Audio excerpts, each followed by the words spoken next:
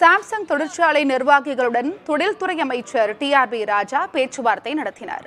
காஞ்சிபுரம் மாவட்டம் சுங்குவார்சத்திரத்தில் 8 அம்ச கோரிக்கைகளை வலியுறுத்தி சாம்சங் ஆலை தொழிலாளர்களுடன் குடும்பத்தினருடனும் போராட்டத்தில் ஈடுபட்டனர். இந்நிலையில் சாம்சங் தொழிற்சாலை மேலாளர்களுடன் சந்திப்பின் போது நிலுவையில் உள்ள பிரச்சினைகளை தீர்க்க பயனுள்ள உரையாடலை நடத்தியதாக அமைச்சர் டிஆர்பி ராஜா எக்ஸ் தளத்தில் தெரிவித்துள்ளார். மேலும் தானும் அமைச்சர்கள் தாமோ அன்பரசன் மற்றும் சி.வி. கணேசன் ஆகியோர் இணைந்து தொழிலாளர்களுக்கு நியாயமான தீர்வு கிடைப்பதற்கான முயற்சிகளை மேற்கொள்ள முதலமைச்சர் மு.க.ஸ்டாலின் உத்தரவிட்டுள்ளதாகவும் குறிப்பிட்டுள்ளார். சாம்சங் நிர்வாகத்தினரும் ஊழியர்களும் இணைந்து எல்லா தரப்பிற்கும் பயனுள்ள ஒரு நல்ல முடிவை எடுப்பார்கள் என்று உறுதியுடன் நம்புவதாகவும் அமைச்சர் டிஆர்பி ராஜா கூறியுள்ளார். இதனிடையே நாளை சாம்சங் தொழிலாளர்கள் மற்றும் நிர்வாகிகளுடன் முத்தரப்பு பேச்சுவார்த்தை நடைபெற உள்ளது குறிப்பிடத்தக்கது.